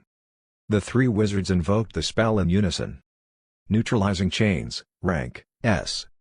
The moment the 3 magic circles covered the sky, the swordsman blocked his path in preparation for the instance that Seo Jin-wook would rush in. However, his eyes grew bigger at what Seo Jin-wook did. The gap that momentarily occurred at the onset of activation was enough time for any SS-class hunter to dig in. But Seo Jin-wook stood his ground. Chok. The air was twisted, and a thick chain was summoned to tie up Seo Jin-wook's body. It was the skill Seo Jin-wook used against Park Chang-hee and the Black Dragon before. The chain beyond the laws of the material world was conjured and restrained his movements thrice. Seo Jin-wook's face was calm even when his body was tied up. Arthur Clifford's sense of discomfort had filled all the way up to the top of his head. His senses continuously rang warning signals, telling him that something was wrong with the situation. And it's dangerous. What is he hiding? The question had an overlapping meaning. What was his secret in discovering a bunch of rare items swiftly? And in that situation, why did he keep such a relaxed expression? Thud, thud. The anxiety that pressed his temples, following the heartbeat, was rising from an area of instinct. That can't be true. Even if he's an SS-class hunter, he can't get out of this situation. Seo Jin-wook finally opened his mouth. What are you going to do with me? Arthur's eyes turned fiercer. You're a cheeky little boy. You better cooperate and spill out everything you know. About the Aurora of Stability. And the Vital Flame. Tell us everything else you're hiding as well. Otherwise? Are you going to torture me? Arthur smiled mischievously. You know of your destiny well. Then are you going to take me to England like this? Yes. Then, are you going to take me to the 7th basement floor of the MADAP headquarters? Right next to the torture chamber where your old subordinate was trapped in? The room next to the man who has been suffering for years because of your erroneous orders. How could you? At that moment. Huh? The swordsman, searching through Seo Jin-wook's bag, convinced that the opponent was incapacitated, sounded horrified. This. The special container was opened, but there was no green flame in it. No way. Arthur gritted his teeth. Tangled in chains, Seo Jin-wook continued in a calm tone. Yeah, it was fake. I can't believe you fell for such basic illusion magic. You guys tend to rely too much on analysis magic. That's a magic spell that can't even be triggered unless it's within a meter away. Eek. Arthur tried to suppress his surging anger. A question filled his head. Why the hell? Why did he lure them all away there by utilizing a bunch of fakes like that? Arthur didn't know, but the answer to his question was already storming its way to their location. Huh? The wizard cried out in bafflement. Swoosh. The atmosphere changed rapidly, and strong winds stormed around them. And then. Zap. The terminal. The cold air, strong enough to pierce through the SS-class cold resistance magic, froze and destroyed their belongings. Seo Jin-wook, who was waiting for the extreme turbulence that was supposed to blow into that place at that time, quietly smiled. Good job coming all this way. He checked on his opponents and murmured internally. 1 SSS class, and 3 SS class, huh? Silently, he activated his skill. Pot. No way. 1/3 of the chain pile that was restraining Seo Jin-wook disappeared in an instant. Dispel? Arthur's thoughts were complicatedly intertwined. Who the hell did he copy that from? No one in Korea has mastered S-class Dispel. He barely swallowed his bafflement. Let's stay calm. 3 wizards cast a spell in unison, one of which was cancelled. To invalidate one S-class magic required a tremendous amount of mana. Yes, the magic of the remaining 2 is intact and well. He can't touch even those because of his mana. Dispel. Pot. Dispel. Pot. Arthur couldn't believe his eyes. S-rank dispels were cast thrice, one after another. While that was happening, the opponent didn't even drink any mana potion. If that was possible. That's not the mana capacity of a human. The sharp frosty air that stormed in even at that moment consumed Arthur's mana at a rapid pace. Before he could finish speaking. Swish. Seo Jin-wook held up his sword and charged towards them. Chapter 101. Trap. 3. I kicked the ground and dashed. In front of the swung devil's sword trajectory, the face of the wizard preparing a spell was seen. However, right before the sword touched. Clang. Metallic friction noise rang through the air. The only swordsman among the Madap party was standing in my way. Faster. He desperately shouted at the wizards standing behind him. It was all in an attempt to buy time for them to complete a new spell. Boosh. Our sword blades clashed tautly. He must have been confident that he wouldn't be easily defeated in a battle of strength because he was also an SS class. However, it was all meaningless. The blue sword entangled in his sword was quickly buried in the purple flash I caused. Queue up. The total amount of mana didn't guarantee an absolute win. If it's a one-on-one mana battle like that, it was meaningless. Car. The swordsman slowly got pushed back while screaming. The point of contact between the two swords, which were crossed in an X position, was gradually leaning toward him. His face distorted, predicting the bleak future that awaited him. The man who faced the blazing flash that was right in front of his nose eventually let go of my sword. Clang.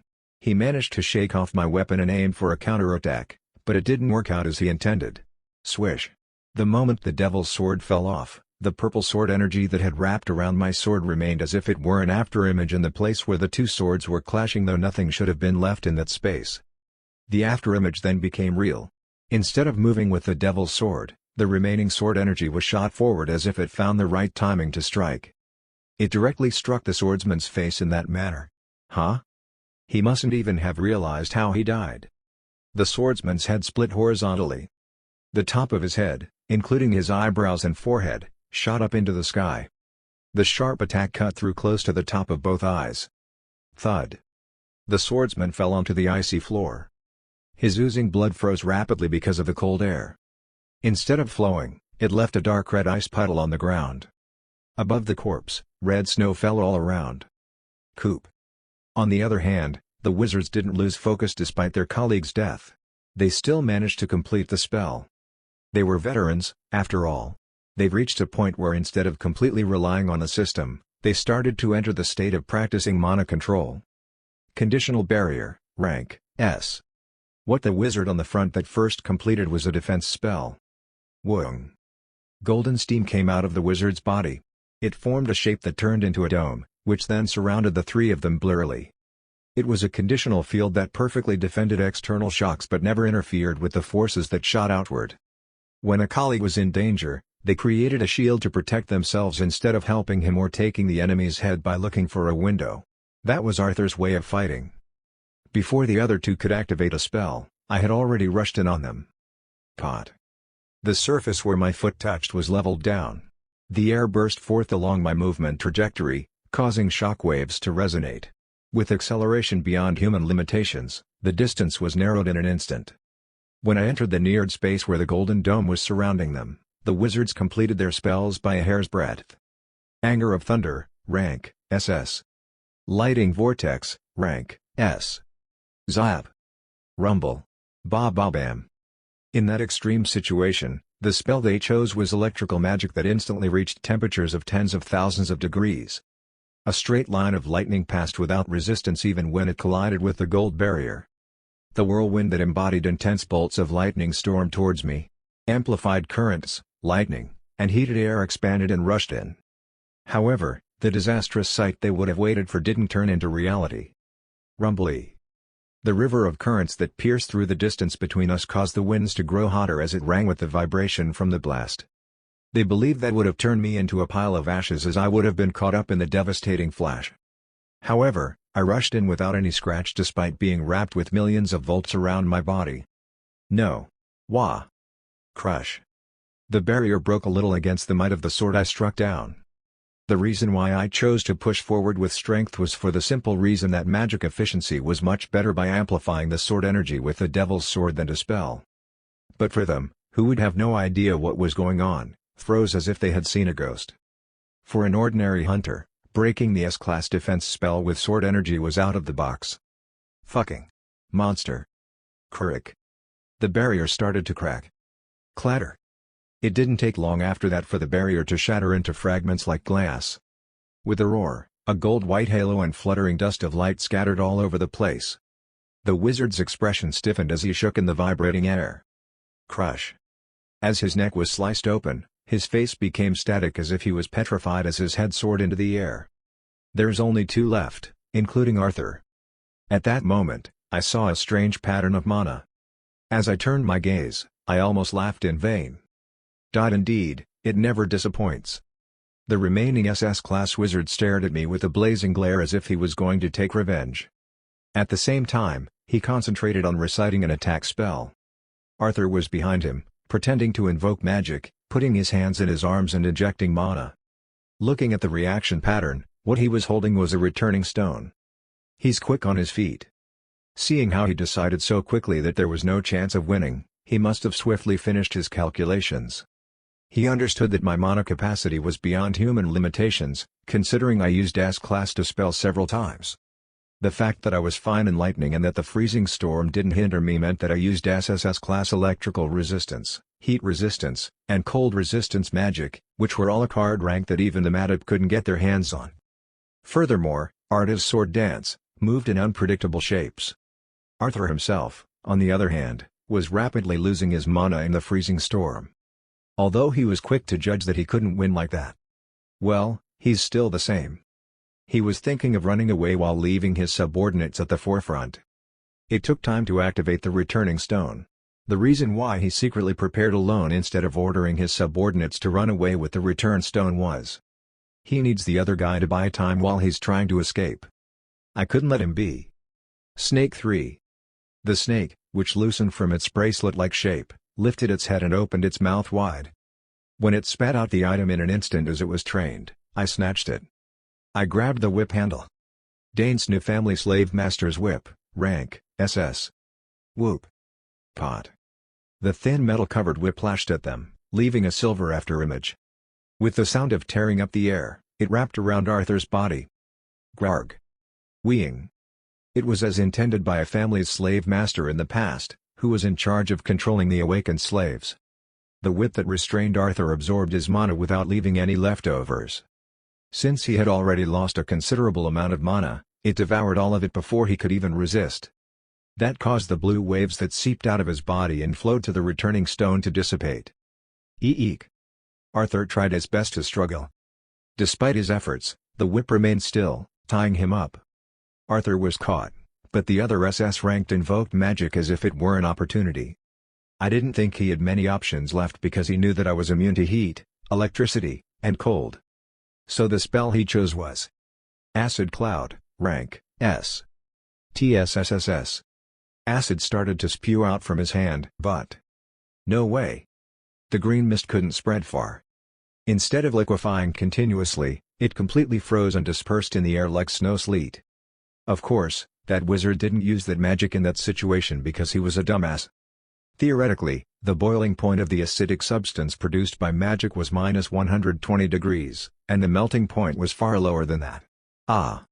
Only then did he realize the problem. He didn't expect that the temperature had dropped to that extent. Due to the cold storm, the current temperature had fallen to a level that humans had never experienced before. It had reached the point where the acidic mist froze even though it would have remained unaffected even in the coldest region of Earth.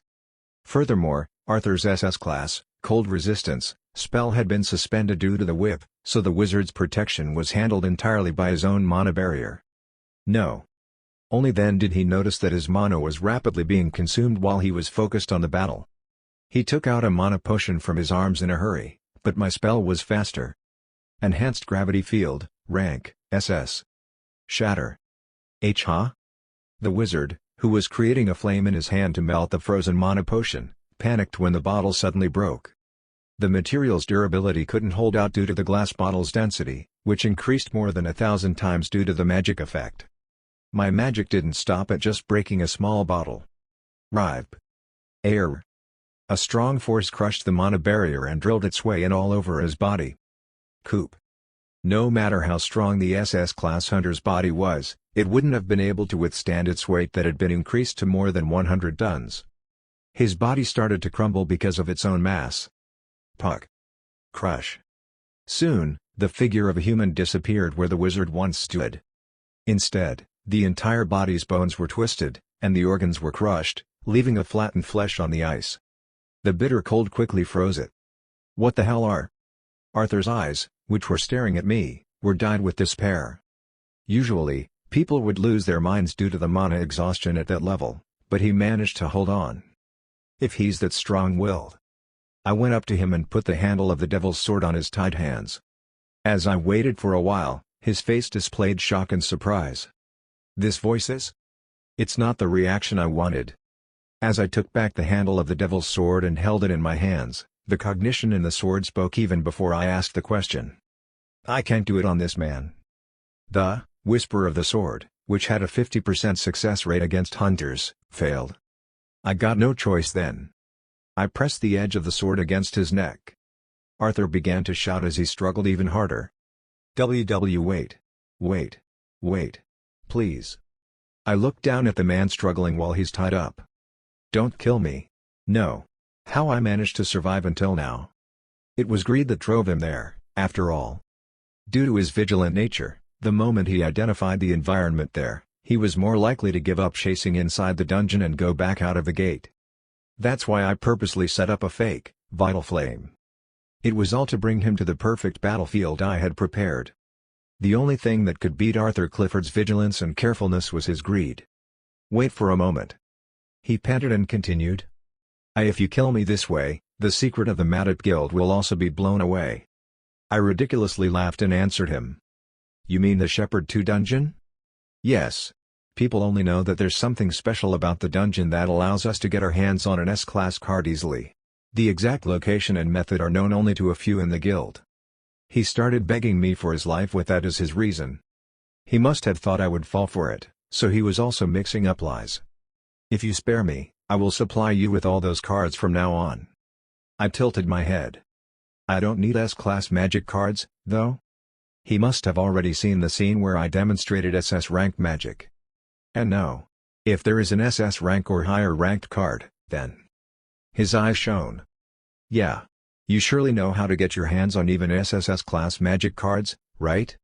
If it was resistance power that could overcome SS class electricity magic, there was only SSS class. That was a natural analogy. Knowing that I couldn't copy that from anywhere, Arthur seemed already convinced. His eyes were bloodshot. He spoke as if he didn't want to miss that opportunity. In Shepherd 2 dungeon, there is a treasure that can upgrade all magic cards to the next level. He begged and cried out in a hoarse voice. If you ever get another SSS class card, imagine what it would be like to upgrade it through Shepherd 2 dungeon. You'll be able to get your hands on a level of magic that no one has ever experienced. I'll help you with that. He mentioned an X-class card that had never been revealed globally and had never been proven. That's a trap, considering that I would suck up all the information and leave him dying. At that moment, getting out of that position and saving his life was the priority. I softly spoke. Oh, yeah? There is such a treasure in the Shepherd 2 dungeon? Yeah. Not really. He made a face as if he couldn't comprehend. There was a treasure in there in the past. I held my sword up again. There was, but there isn't anymore. He looked blankly into my eyes. And it seemed like he realized something. How would I have known from the beginning? About the victims of the sacred beast trapped in the basement of the Madap headquarters. His face, as he grasped the situation, became distorted like a demon. He intuitively sensed that I had touched his treasure in Shepherd 2 dungeon in one way or another. He struggled crazily while still wrapped around with the whip. Why you? That thing. No way. You bastard. I fired the sword energy towards the shrieking man's throat. PSHK. Arthur Clifford's broken head soared into the sky amid the bitterly cold storm. I retrieved the whip and threw the beheaded corpse far away as if I was spinning it in the air. Arthur's body swirled around in the gust of wind like a pinwheel missed from hand. Blood splattered like black and red ice crystals, spraying along the body's path before falling gently on the white ice and leaving a shiny trail. Now, then. There's one that was waiting in front of the gate. There were also 4 remaining members of the Madap Guild on their way towards the house. I could finish the guy at the door off quickly, but it's the ones at home that left me a little concerned. There wouldn't be anything wrong if they did as I prepared them to. Those who were handling the 4 MADIP members on the other side were only Nate and Hibiki. Chapter 102. Other Fight. A long time had passed after the end of the training. Late at night, which was officially a break time, Hibiki spent her free time in the usual manner. That meant that she was still focused on training. Using multiple cognition, that was almost always active from the moment she woke up until she went to bed, she assembled and disassembled mana in various patterns in her body. It was a training method that repeated the process until right before magic was invoked. Meow. At her feet, sitting on a chair and concentrating, an animal resembling a tuxedo cat approached her and rubbed its soft fur against her legs. It then gently wrapped her ankle with its long tail. Are you done eating? At the same time she drew the mana signature of 3 kinds of spells. Hibiki extended her hand below and caressed the head of Iponia. Cat, do you want me to play with you? Iponia jumped onto the desk as if it felt her reaction was rather passive. It laid down with its stomach exposed and stared at Hibiki's face. It was a blatant demonstration. Despite Seojin Wook's effort to raise it ever since it was a baby, the first person it completely lowered its guard to was Hibiki. Instead of Seojin Wook, who often left the house, Hibiki took full care of it lately. It was also her job to feed the card to it and manage the crystals it spat out. I don't think you're ever tired of it. As the mana pattern for the S-rank, Firebuster, spell was shaped and dissipated when it was about to be invoked, Hibiki shook the green foxtail-shaped toy with one hand. Iponia stretched its front paws into the air as if to scratch it. It soon began to concentrate on playing. He said we had to raise it since there was a job waiting for it and that he didn't bring it here just to keep it as a pet. That time, while practicing the pattern of electric spells, she recalled what Seojin Wook said. Can it be that he'll feed a card of a great rank that it cannot digest yet? To get its crystal? While Hibiki was curious in that manner. Exclamation mark. She sensed something which caused her expression to stiffen. Other than training to form several spells in unison and playing with a dungeon creature named Cat, even though it wasn't a cat at that time, Hibiki was also doing another job. That was because Seojin Wook had also handed over control installed around the house. With her senses connected to them, she monitored her surroundings as if she were watching the security cameras, and there were signs of abnormality. They're here. Nate knocked on the door as if he had been waiting when she urgently contacted him through her terminal. When she opened the door, he had already changed into a combat uniform and was smiling with a calm face. You ready? He noted. Meow. Iponia cried as if to protest when she suddenly stopped playing with it. Hibiki floated it in the air with her psychokinesis. Seeing that, Nate stretched a shadow without saying a word. Iponia must have felt ominous since it tried to run away with its 4 feet struggling in the air. Meow. I'm sorry, cat. Stay inside for a while. Hibiki, who tucked Iponia into Nate's shadow, turned her head again and made eye contact with him. She was also waiting for that moment, having changed into the combat uniform.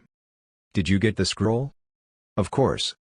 He took out the SSS rank, Wild Rage Teleport, scroll given by Seojin Wook and showed it to her. It was an item that had never been distributed to the Earthlings of that era. With only a little mana injected, it ripped away and teleported the 2 to their designated location.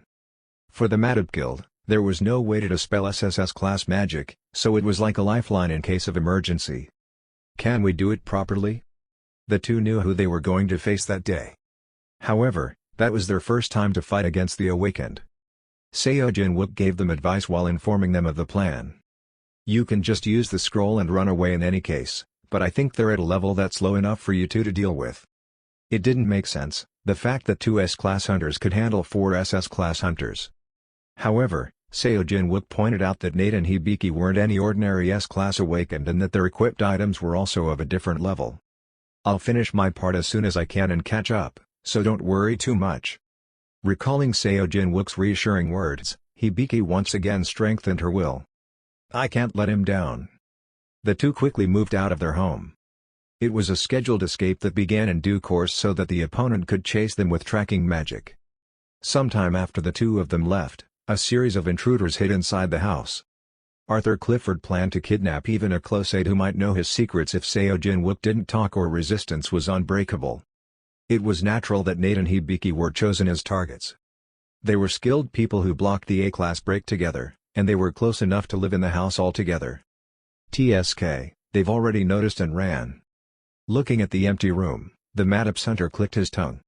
The men in charge of the house were 2 swordsmen and 2 wizards. The target they were aiming for had already disappeared. Is it possible to track them? Wait for a moment. A wizard recited a spell. Trail Seeker. He looked around with blue light lingering in his eyes. That's a relief. It hasn't been long since they left. They're traceable. The wizard moved, staring at the traces of movement that were only visible to his eyes. This way. The 2 quickly got out of their home on the back of a zombie with a haste spell. They sprinted with the wind on the ridge where the darkness took place.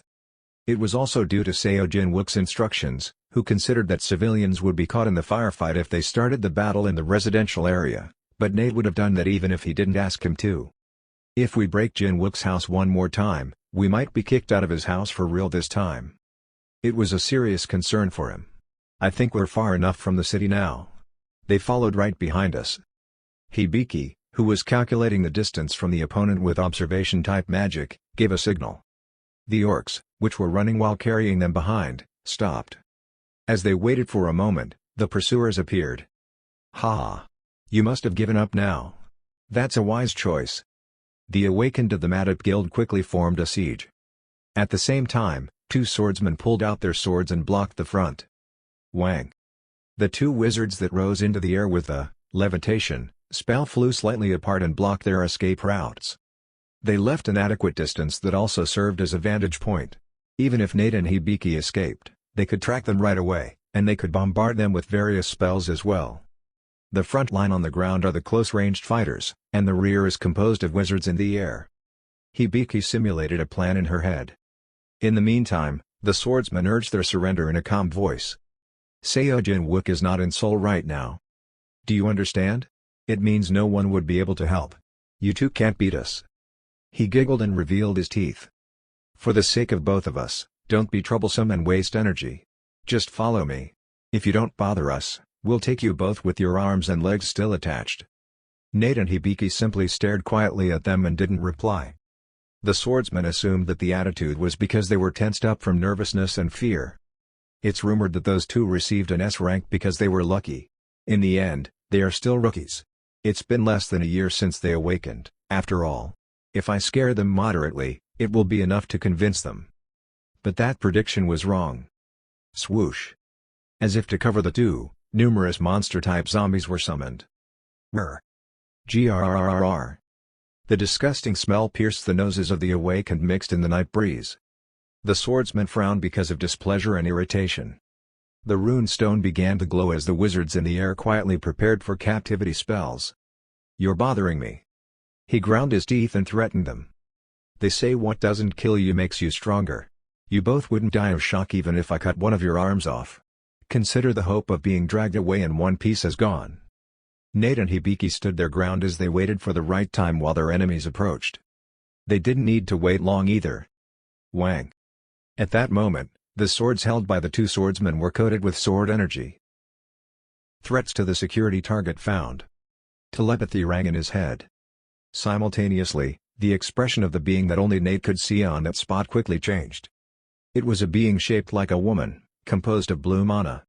The spirit, who had only observed the situation expressionlessly despite the very urgent situations, now glared at the Madop swordsman with a hostile look. Light flashed above the heads of the 2. As the flash disappeared, what was summoned was a magnificent metal structure floating in the air. Huh? What came to mind of the Madop Guild members after seeing it was the large-calibered multi-round cannon. It was an item that they saw for the first time, but it was not difficult to imagine how it would work. Instead of panicking, they shifted to defense formation immediately. Conditional barrier, rank S. Aerial shield, rank A. The 2 wizards each performed their own defensive magic. A golden cloud cover enveloped one person's body. In front of the other, the atmosphere swirled, and a cohesive shield was formed. Whoa! The 2 swordsmen on the ground also prepared for an attack by concentrating mana throughout their bodies. That was because hundreds of caliber openings aimed at them were likely to shoot fire and pour bullets at any moment. But then... Warning! Warning! No further access is allowed. It will respond with immediate firing in case of non-response. They clicked their tongue inside. What a fool. Instead of attacking right away after summoning an item like that, he's only threatening them. That's why they're called rookies. Thanks to that, they were already perfectly in defense positions themselves. It would be bearable even if it poured out attacks like that, since it's a shield formed by the mana output of an SS rank hunter. We must take him down first. Tat.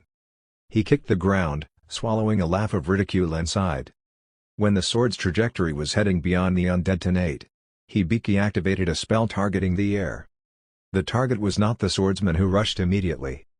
It was the wizards in the air, hidden behind defensive magic. Dispel. Right after that, the two wizards became baffled by the sudden change of scenery. Huh? It didn't take long for them to notice that they were falling. Beyond the overturned vision, they wondered. How? They couldn't understand. Dispel wasn't a ranged attack. Once triggered, there was only one spell that could be voided. What they noticed while they were crashing, amid the scenery that was flowing like water, was the fact that the two wizards were falling at the same time, and the shield that protected them also disappeared. That was 2 floating magic and 2 protective magic spells. 4 kinds of spells were nulled instantly. That phenomenon was impossible unless someone recited and activated 4 dispel spells at the same time. At that moment, a strange concept passed through the minds of wizards. Multiple recitation? They tried to recite the spell as a reflex, but their attempt was stopped as soon as telepathy penetrated their heads sharply. Fire. As they were placed in a state where they were helplessly exposed to a beast, the two magicians fell. Right about the moment when the swordsmen that wrapped their entire bodies with mana barrier rushed in. The zombies surrounding Nate and Hibiki disappeared instantly. At the same time, when nothing but the air occupied the space, light exploded. Pop-pop-pat. Boo-boo-boo-boom. The large-calibered multi-round cannon was aimed in both directions and started to fire. The number of light bullets it shot in a second reached thousands of rounds. The energy shells that struck their naked bodies literally ripped through and stirred up the wizards. The two crashlanders quickly disappeared amid a blizzard of light that poured in a straight line. Boo-boo-boo-boom.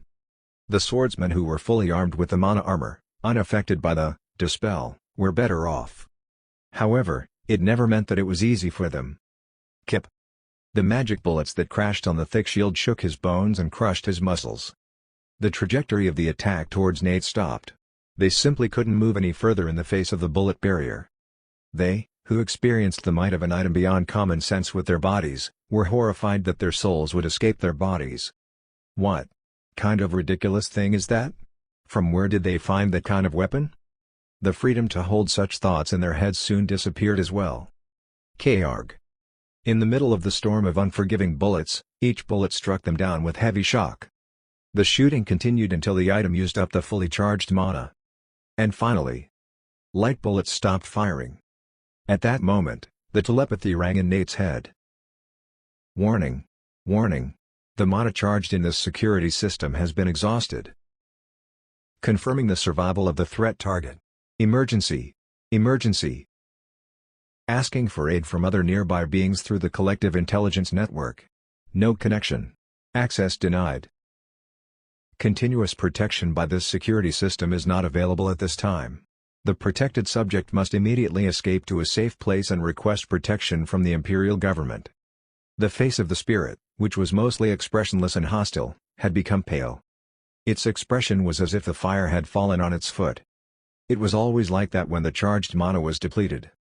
Nate calmly replied because he didn't experience it only once or twice. It's okay. I'll take care of the rest. It's dangerous. Retreat. The spirit formed by blue light gradually turned blurry. It disappeared as if it was sucked into Nate's neck.